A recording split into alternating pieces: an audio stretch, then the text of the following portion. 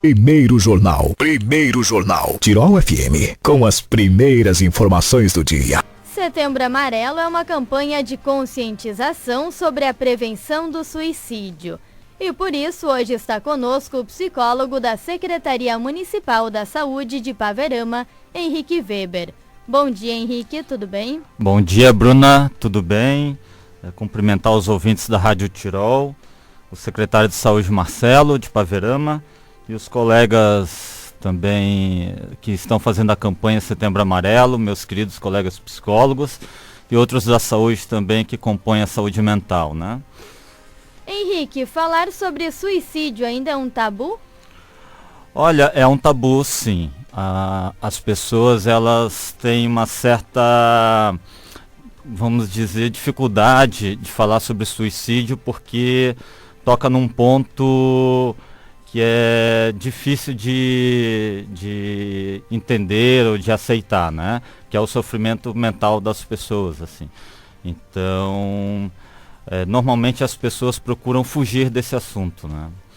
E é muito importante a gente falar sobre isso, conscientizar toda a população para que daqui a pouco possa identificar um caso e ajudar. Perfeito, Bruna.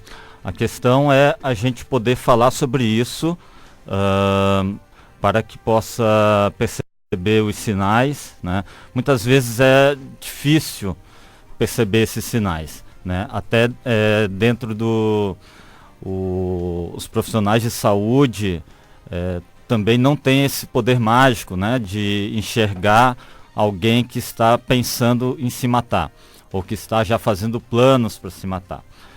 Mas a gente consegue sim, por meio de frases, muitas vezes, Bruna, identificar a pessoa que está com essa ideação, né, com essa ideia.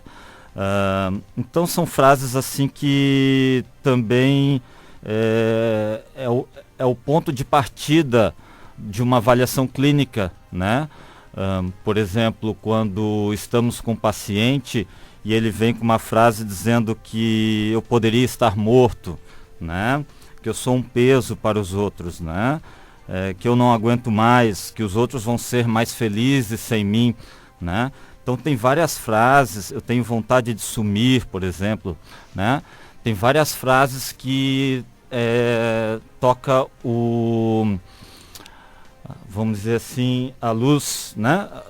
O alerta, E aí a gente começa a investigar a partir disso, né? Então a gente orienta os usuários de saúde, a população, para que possa começar a conversar com essa pessoa, né? A questionar por que você está com esse pensamento de que é um peso para a gente, né? Vamos dizer, a família, né? Poder acolher essa pessoa que está sofrendo, que está com depressão, né? Então, é por meio dessas frases que a gente começa a investigar, né? Quais são os motivos que levam uma pessoa a entrar em depressão? Tem alguma peculiaridade conforme gênero, idade? Tem sim. Na verdade, a depressão, ela tem múltiplos fatores, né? Então, mas a gente pode pegar, por exemplo, questões financeiras, às vezes, né, impacta bastante porque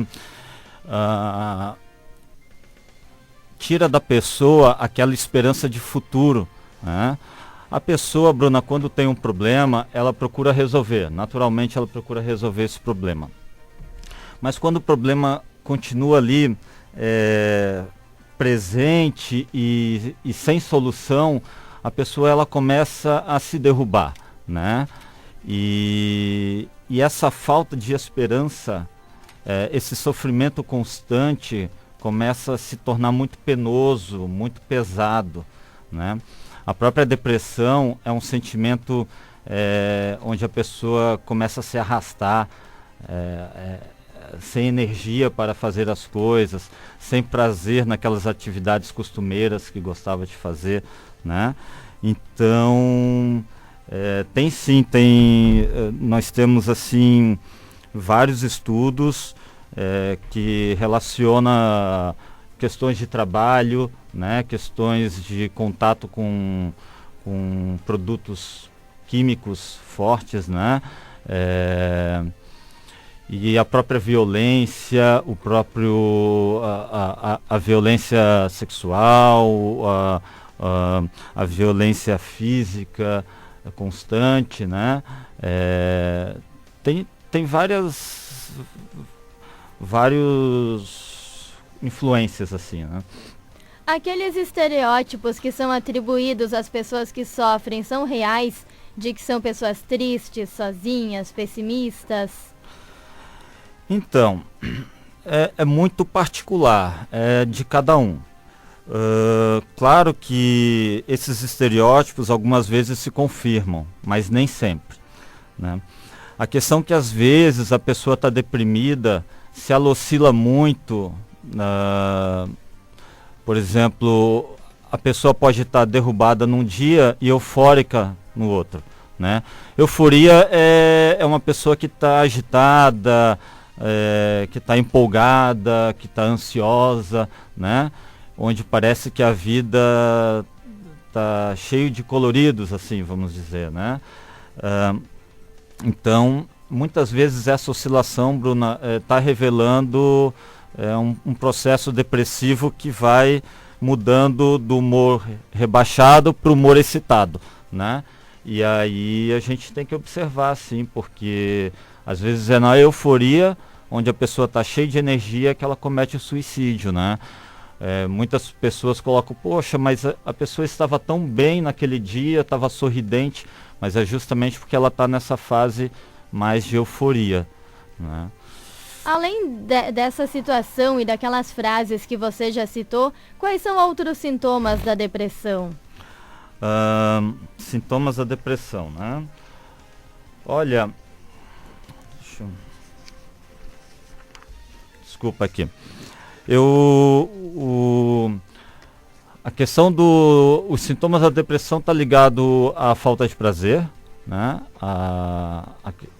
Está ligado à falta de capacidade já de realizar atividades, né? A questão da insônia envolve também, tem o humor rebaixado, né? A pessoa que tá sempre triste. Uma questão que é bastante importante é a pessoa que se autorrecrimina. Ela começa meio que uma punição, são frases que está sempre se denegrindo, né? Então, essa é um dos fatores centrais dentro da depressão, sabe, Bruna? A depressão, os sintomas de depressão, ela é muito parecida com os sintomas de luto. Então, imagina quando a gente perde alguém querido, né? Alguém que morre e a gente nunca mais vai ver, né? A depressão, ela tem todos esses sintomas de quem perde alguém querido, né?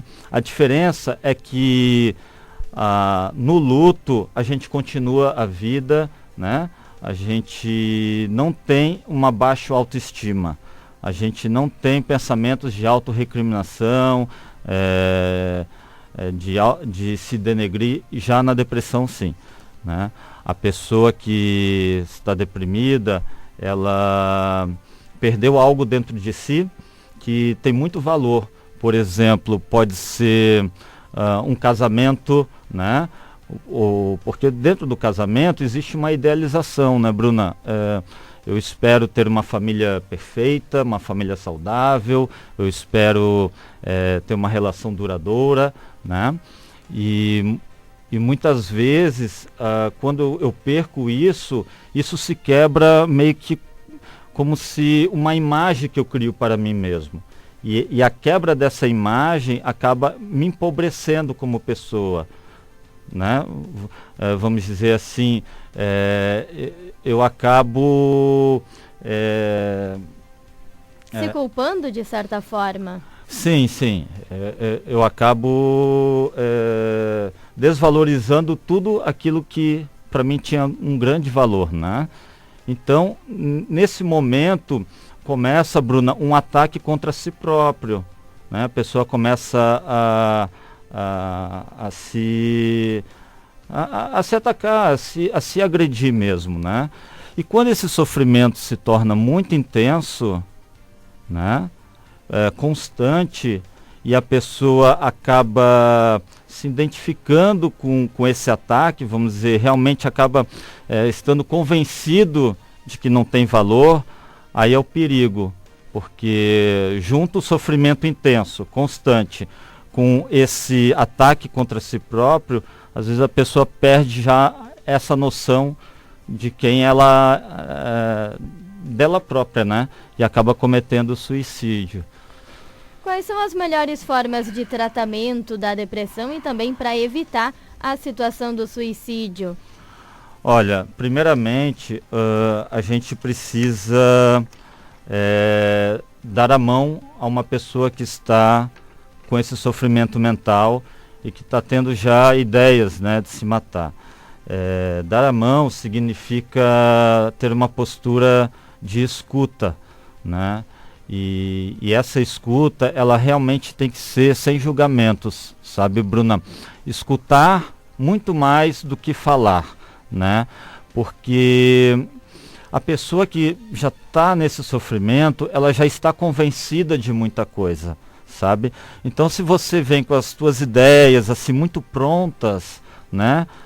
Isso não afeta a pessoa, né? Ela está, vamos dizer assim, numa bolha depressiva, numa redoma, né? E já convencido de muita coisa. Então, a gente precisa escutar bastante, entender e muitas vezes dentro da gente até concordar com algumas coisas, né? Porque a pessoa está tendo uma desilusão muito grande consigo, né? Mas apontar alternativas, apontar o valor, né, que cada um de nós temos, né? E aí sim encaminhar essa pessoa para um serviço de saúde, né, psiquiátrico e psicológico, né? Que esse serviço vai avaliar, vai entrevistar, vai mobilizar a família. Nós vamos acionar a equipe de saúde também para cuidar dessa pessoa, né? Nós vamos orientar a família a como proceder, porque é preciso, dependendo do grau que a pessoa está em sofrimento mental, é preciso que a família tome algumas precauções, né? Por exemplo, criar obstáculos, como a questão do método. A gente precisa entender como a pessoa pensa em se matar, né? Então a gente tem que tirar os objetos que faz parte desse método, né? E em alguns casos poder fazer a internação no hospital, né? Para que ali possa ser contido, medicado. A medicação é muito importante e a psicoterapia também, né? O acompanhamento psicológico também. O apoio familiar é fundamental também. O apoio familiar é fundamental e muitas vezes, Bruna, a família ela não consegue lidar com o sentimento disso e acaba negligenciando, dizendo que é besteira, que é só para chamar atenção, e muitas vezes a família não vem nas consultas psicológicas quando a gente pede, né? E justamente por ter essa dificuldade de entrar com esse sentimento, que realmente é um sentimento doloroso para todo mundo, né? Mas a família ela tem um papel super importante de vigilância, de acolhimento, né? De cuidado. Então, é poder reunir a família e uma rede de proteção psicossocial que a gente chama, né? A rede de saúde. Quanto ao suicídio, como abordar alguém que está pensando sobre isso? A melhor forma é esperar que a pessoa se abra? Ou existem algumas perguntas, alguma forma de verificar a intenção dessa pessoa? Não, a gente não tem que esperar que a pessoa se abra, não, né? A gente tem que tomar a iniciativa. Olha, primeiro poder ter um ambiente seguro ali, onde a pessoa possa se sentir à vontade de falar, né? Muitas vezes, Bruna, não é ali naquele primeiro minuto que a pessoa vai falar, né? A pessoa pode resistir a não querer tocar no assunto.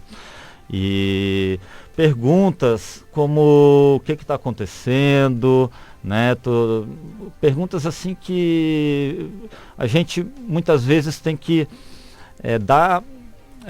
ouvir a nossa intuição, que tem uma inteligência bem importante, né? Que é aquela inteligência onde a gente capta os gestos, né? Ouvir a nossa intuição e começar a ir perguntando e dando tempo para a pessoa, né? Cada pergunta dessa causa um impacto dentro da pessoa, né? E esse momento é preciso dar esse tempo e seguir perguntando a conta-gotas até a pessoa se abrir. Se a pessoa não se abrir, poder combinar com ela um outro momento para conversar, né?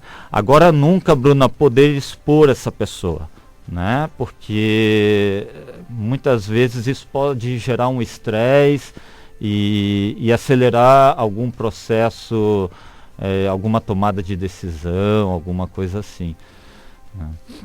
Henrique, você trouxe também alguns dados aqui da região.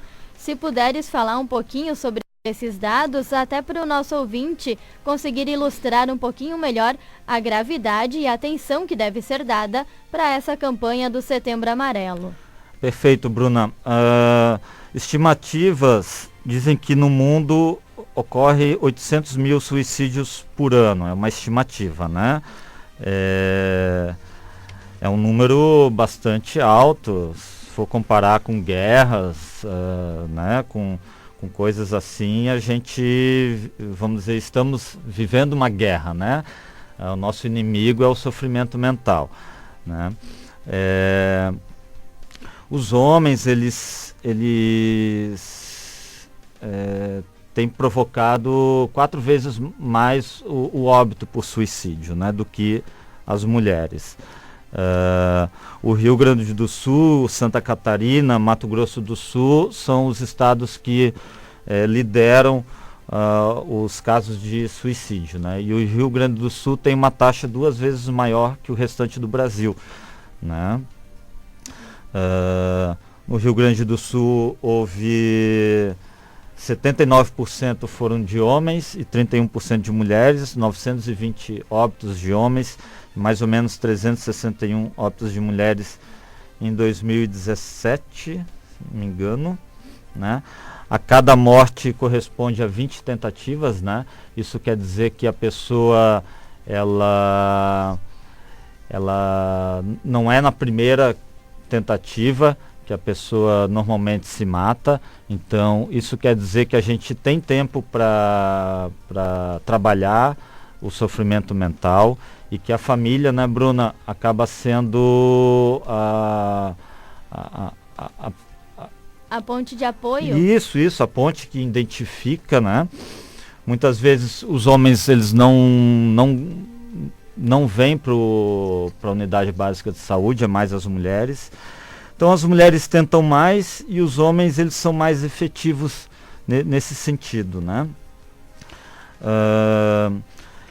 Os homens buscam meios mais violentos do que as mulheres, e as mulheres, elas buscam via intoxicação, assim, via ingestão de remédio, veneno, né?